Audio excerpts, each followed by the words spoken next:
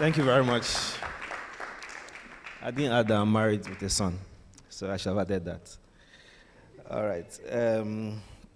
It's also my first time doing this, so just like Prof, I had to bring my family members to join me. So my mom is here, my wife is here, my sister is also here. All right, so next slide, please. Thank you, Prof. You mentioned a lot of very important things. I think there are quite some similarities with the things that Prof mentioned and some of the things I'd like to talk about. So, for starters, I was born in Nigeria. I was born to a Nigerian father and a Ghanaian mother. So I grew up, the first half of my life was spent in Nigeria before I came to Ghana. So we had a very small family. Myself, I was the first of 4, so I have 3 other siblings. And then in starting up, first child, you have to show the way. And my parents had me after 10 years, so I was the first child after 10 years. So obviously after 10 years, they expect that, okay, you've come, you have to show the way, you have to be serious for your siblings and all that. And that's what my name means, actually. Shina means God has opened the way. So it means God has opened the way of joy. So I was supposed to be a child that would bring joy, but I wasn't bringing joy at that time. So in the early 2000s, I had my lesson teacher. I remember my lesson teacher told my mom that, hey, this boy, he's not serious, he's not intelligent. And it was like there was no hope. I wasn't doing well in school, things were quite bad. I just wasn't sitting top in school. I was always in the middle somewhere or towards the end. I wasn't really very serious. And I wasn't even showing any signs of becoming serious. If you were showing signs of becoming serious, that would be good. So I was clashing a lot with my father because he was like disciplinarian and everything has to be on point. So fast forward, I remember my father was a pastor in Nigeria and my mom was also a pastor. So I remember in church one time, secondary, I think I was maybe going into high school, and we were picking clothes for a program in church. And somebody were picking clothes. I don't remember whether they were asking whether I had a white shirt or something. And then one of the teachers, one of the Sunday school teachers was like, oh, Shina, I don't think he has that. I know his clothes. So in my mind, I was like, hey, this woman, she said she knows all my clothes. Hey, in my mind, I was like, no, this is bad. I have to be successful in life. I have to make something out of my life. How can somebody say, even though I was a child, I think maybe I had some pride. How can somebody say that you know my clothes? But anyway, I still wasn't serious. And then I still kept on moving forward. But then that was the start of my life. That was how it was when I was growing. So it wasn't like I was ever destined to really become something or to become somebody. It didn't really look like that at the start. So what I have 5 points I would like to tell everybody. We all have a unique calling, and there's something God wants everybody to do. Whether you understand that or not is the truth. And if you're a Christian, you understand that God says, even in Jeremiah chapter 29, verse 11, that the thoughts he has are for good and not of evil. So it means God has a plan for everybody. He has a purpose for everybody. Everybody is very, very unique, and everybody is very special. You have a unique DNA. Your genetic makeup is like nobody else. So your makeup is generally like nothing that's ever existed. We all need to understand that, and we all need to appreciate that. So there's a plan for everybody. You just need to find what your unique purpose is, what your unique plan is, and what you are meant to do. It may not be what everybody is doing. It may be abstract. It may be out of this world. It may be different, but then there's always something for you to do. And sometimes when you realize, and most of the times when we grow up, we tend to lose connections with what we are really supposed to do. Many of the times we have it when we are young. You have those connections when you are young, things that you're attracted to, things that you're interested in. But when you grow up, you want to be like everybody else. Okay, everybody's making money here. There you go here. Everybody's doing this, then your mind goes there. But then there's a unique thing that everybody is supposed to do. Or there's a unique thing that you probably were supposed to do, and you noted that whilst you were young at some point. So for me, my interests when I was young and as I was growing, I was interested in science. My father was not in science. My mother was not in science. All my siblings, nobody did science. I was the only one who did science. So all my physics, chemistry books, I don't know what happened to them because I was the only one who was interested in science. But I was always interested in botanical names. What's the botanical name for rice? I'll mention it. So that was the only thing I was good at in school. because I wanted everybody to notice me. So when they said, what's the botanical name for this? I knew all the botanical names in my head. So I just mentioned it. That was very good. So I wrote a book of botanical names when I was when I was still there. So I realized my interest was in science, but then still things were not improving for me in school and all that. Next slide, please. So until I had a talk with my mom. I think my dad had beat me for something. Maybe I went to play football or something, and I came back home very late. And then I came home, and then my mom came and talked. She said, the way you're going, you continue to clash with your father. You continue to clash, and you need to show him that you can become somebody. You need to show him that, you need to prove to him that you are not useless. You need to prove to him. Because anytime you do so, I did something wrong, then my father would say, your son did this, your son did that. So you need to show him that you are disgracing me, sort of. And I was very close to my mom. So she said, for every A you get in school, I'll give you 1,000 naira then. So I said, are you sure? She said, oh yes, I'll give you 1,000 naira for every A you get. So I said, okay, I'll start reading. So I'll wake up in the middle of the night. She'll wake me up. She'll put chicken, bring out chicken from the fridge with juice, and then that's it. I'll be eating the chicken and I'm reading. I put my leg in water, and I'll be reading. So I'll wake up. Yeah, that was it. I'll wake up in the midnight. I'll put my legs in water. There's chicken for me. There's juice. She'll wake me up, and then I'll read. And things started to change. I think the first term I had 3 A's. The second term I had 7 A's. And then she gave me the 7,000. Yes. And then she said at the end of the term, if you do very well, I'll buy you a PlayStation. Nobody had a PlayStation in my class. So at the end of the term, I did very well. I think I was 3rd position at that time. So she bought me the PlayStation. Oh, all the boys used to come to my house after school because I was the only one who had PlayStation. So they all come to my house and all that. So that motivated me. I became very serious. And that really showed me that you really need to be convicted about your future. You know, she kept on telling me that, there's something for you. You can do something. You need to be convicted about your future. You need to be committed to your future. Whether you like it or not, there's a plan for you. There's a purpose for you. So be committed to your goals. Be committed to your future. Be committed to that.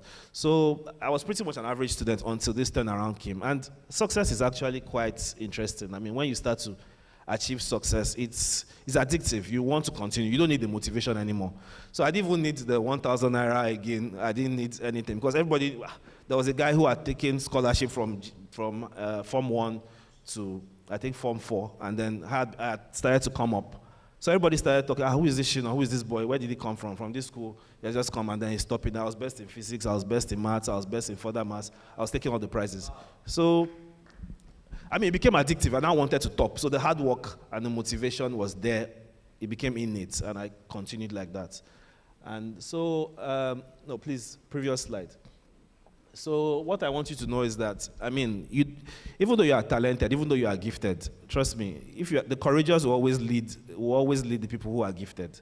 No matter how you think about it. You might be talented, you might be good at something naturally, but then those who are ready to put in the hard work, those who are courageous enough to put in the effort, will always lead those who are gifted. Because the guy who was stopping from JS1, I'm sure he was more brilliant, he was more talented than I am, but I was ready to put in the hard work, and then things changed.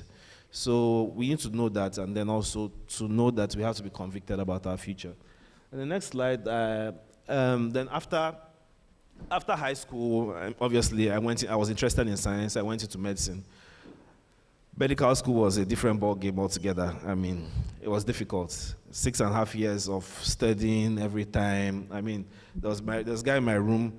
Some of the guys who come, they behave like sharks, very, very brilliant. They've come from here. My school was in Nigeria. Nobody even knew the school I come from. That was the University of Ghana. And then some of the guys, there was a guy, he'll be sleeping, and then he'll wake up in the middle of the night and say, oh, the heights that great men attained was not by a sudden flight. Whilst men slept, he was studying. He says he's going to the reading room. I said, what kind of pressure is this one like? What kind of pressure? He's talking, the heights that great men attained was not by a sudden flight.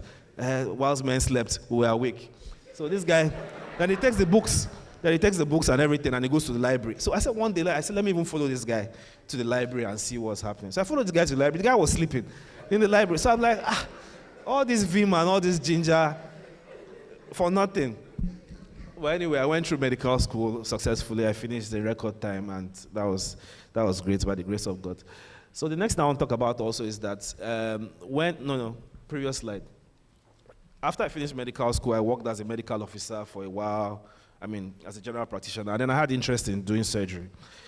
Everybody who knows, being a surgeon is not easy. So it takes a lot of, I think my time is almost going. It takes a lot of effort.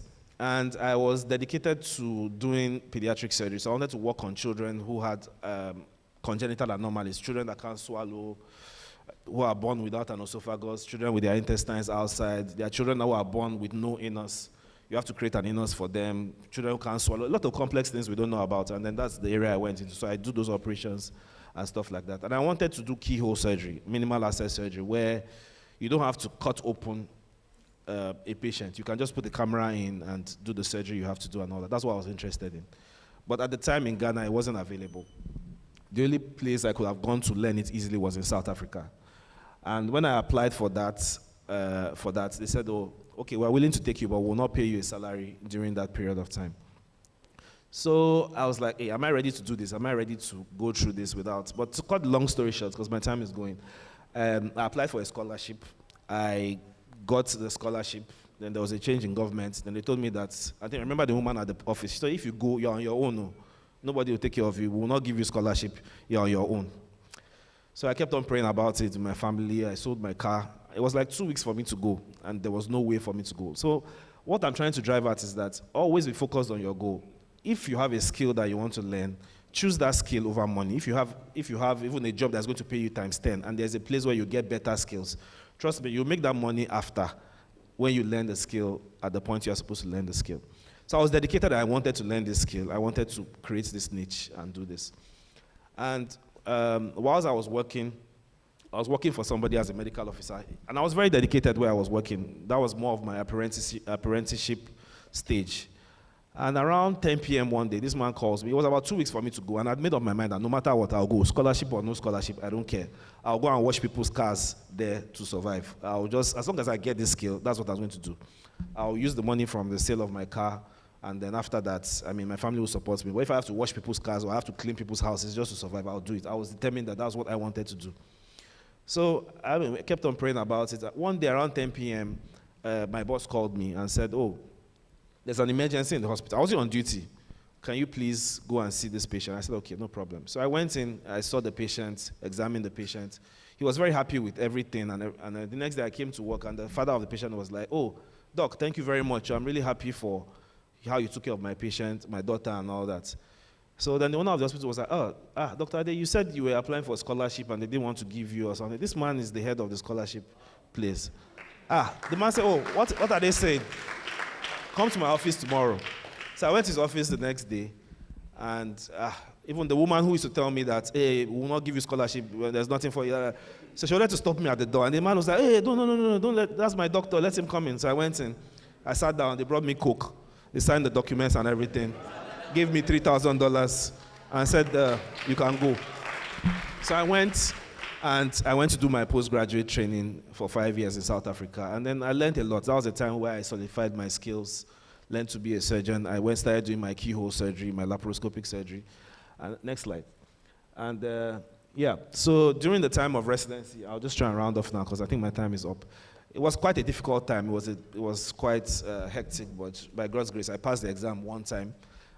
If anybody who has worked in South Africa should know that there's a lot of xenophobia there. You really need to prove yourself. And being from another African country, they always want to intimidate you. But by God's grace, I was able to go through, and I was able to finish on time. Last slide, please.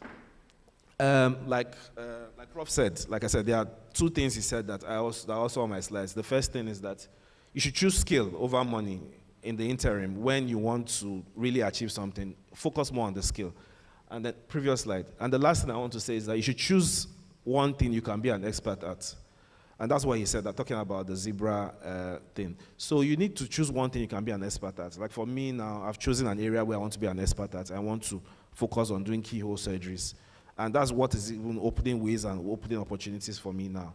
So, I mean, I've gotten invitations to come to places just to teach surgeons from other parts of Africa how to do these things and all that. And in Ghana, we're not a lot of people who are doing that surgery at this point in time. So the sacrifice I made at that point in time, going there, even knowing that I wasn't going to get paid, I mean, it made a way for me later on. So success is a learnable skill. You can always succeed at anything, and always try and learn as much as possible. the more you learn, the more you earn. It's something that we should all know. We should all know that. And then we should all assume that we know everything. You should always go from know it all to learn it all. You always be interested in learning other things. For me, I only knew medicine, I only knew surgery. But in recent times, I've been trying to learn other things, looking at stocks, looking at real estate, looking at shares. I don't know too much about that, but I'm trying to learn as much as I can learn. So my last slide, please.